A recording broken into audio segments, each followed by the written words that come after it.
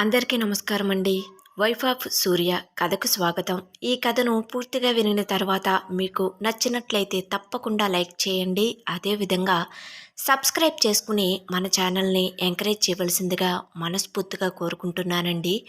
కథ ఎలా ఉంది అనేది కామెంట్ రూపంలో రాయటం మాత్రం మర్చిపోవద్దు. మరిక కథలోకి వెళ్దాం.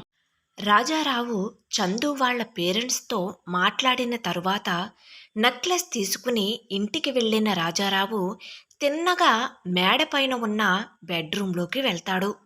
బెడ్రూంలో మంచంపై నిద్రపోతున్న భార్యను లేపి, మిట్ట మధ్యాహ్నం కూడా ఇంత గాఢమైన నిద్రపోతున్నావు, అంత మొద్దు నిద్ర పని చెయ్యదు, పైగా ఆరోగ్యం బాలేదు అంటావు, ఎలా బాగుంటుంది?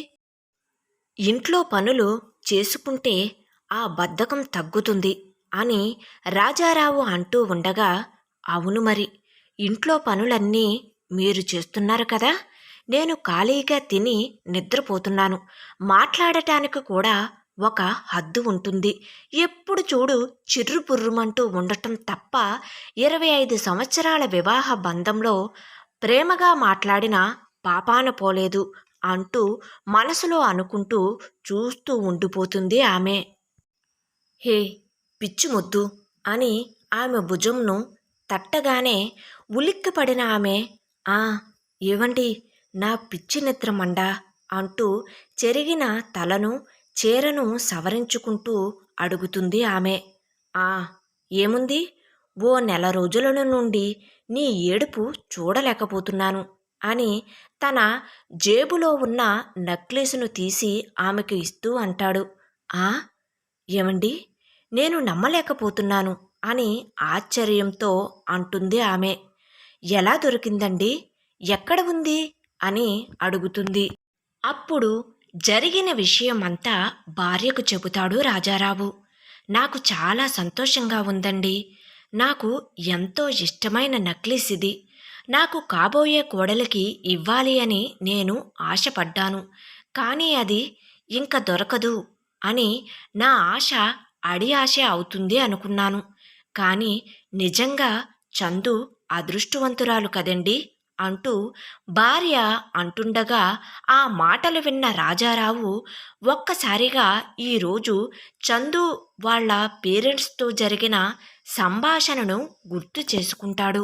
చాలే, ఇక నీ పిచ్చి కోరికలకు పులిస్టాప్ పెట్టి దానిని బీరువాలో భద్రపరచు అంటాడు కోపంగా. ఆమె ఆ నెక్లెస్ను తనివి తీరా చూసుకుని మురిసిపోతూ బీరువాలో దాస్తుంది. తరువాత రాజారావుకు భోజనం వడ్డించటానికి డైనింగ్ హాల్ దగ్గరకు వెళ్తుంది ఆమె. రాజారావు ఫ్రెష్ అయ్యి వచ్చి భోజనం చేస్తూ సూర్యకి కాల్ చేస్తాడు. ఆ నాన్న చెప్పండి అంటాడు. ఏం లేదురా, నేను ఈ రోజుకి ఇక ఫామ్కి రాలేను, సాయంత్రం నువ్వు వచ్చేయ్ అంటాడు రాజారావు. ఆ నాన్న, ఏం పర్వాలేదు, నేను అంతా చూసుకుంటానులే, మీరు నిశ్చింతగా ఉండండి అని చెప్పి తండ్రికి భరోసా ఇస్తాడు సూర్య.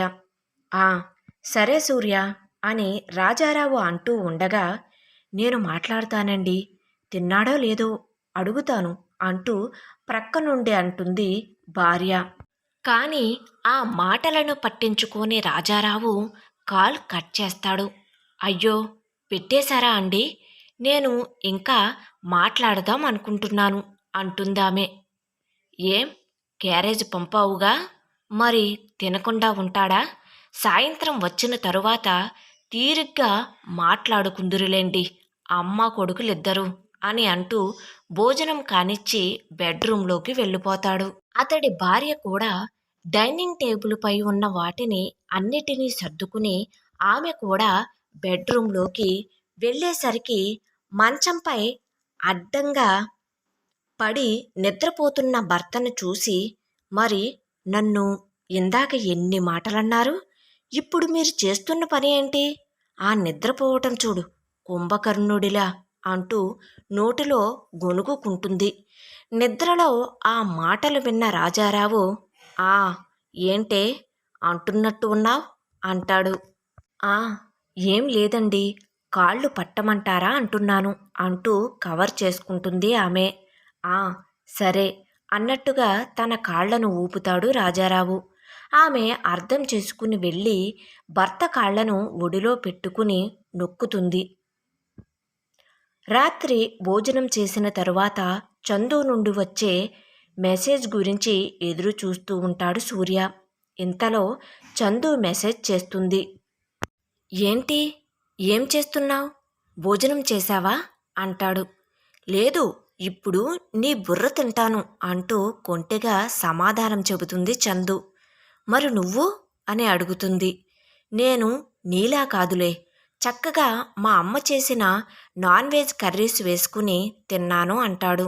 అబ్బో అవునా, నాకు ఒక చిన్న డౌట్ సూర్య, అడగమంటావా? ఆ అడుగు, నా దగ్గర నీకు మొహమాటం దేనికి అంటాడు సూర్య. ఆ అదే సూర్య, మీ కోళ్ల ఫామ్లో ఉన్న కోళ్లను మొత్తం మీ ఇంట్లో వాళ్ళే తినేస్తారేమో కదా. ఐ మీన్, మీరు నాన్ వెజ్ ఎక్కువగా తింటారుగా, అందుకే అడుగుతున్నాను అంటుంది నవ్వుతూ. హహహా, భలే తింగర డౌట్స్ వస్తాయి కదా నీకు అంటూ నవ్వుతాడు. ఇద్దరూ పకపక నవ్వుకుని కొంత సమయం మాట్లాడుకున్నాక బై చెప్పుకుని కాల్ కట్ చేసి వెళ్ళి నిద్రపోతారు.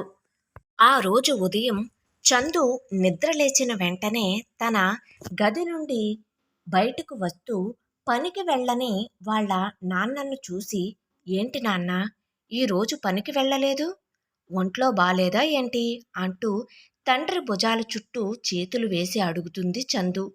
లేదురా, కొంచెం పని ఉండి అని చందు తలను నిమురుతూ చెబుతాడు చందు వాళ్ళ నాన్న. ఇంతలో వంటగదిలో నుండి బయటకు వస్తుంది చందు వాళ్ళ అమ్మ. చూడు చందు, నీకు రేపు పెళ్లి చూపులు. ఆ మాట విన్న చందు తండ్రి భుజాల చుట్టూ వేసిన చేతులను తీస్తూ ఆశ్చర్యంతో తల్లి వైపుగా వెళ్తుండగా, ఆ అబ్బాయి పేరు సూర్య అని చెప్పగానే సిగ్గుతో తన బుగ్గలు ఎర్రపడతాయి. ఆ ఆనందాన్ని తల్లి ఎదురుగా చూపించలేక వెనుకకు తిరిగి ఆ ఆనందాన్ని ఫీల్ అవుతూ ఉంటుంది, చేతుగోళ్ళు గిల్లుకుంటూ. వైఫ్ ఆఫ్ సూర్య కథ కొనసాగుతుంది. కథ నచ్చినట్లయితే తప్పకుండా లైక్ చేయండి. అదేవిధంగా సబ్స్క్రైబ్ చేసుకుని మన ఛానల్ని ఎంకరేజ్ చేయవలసిందిగా మనస్ఫూర్తిగా కోరుకుంటున్నానండి. Thank you.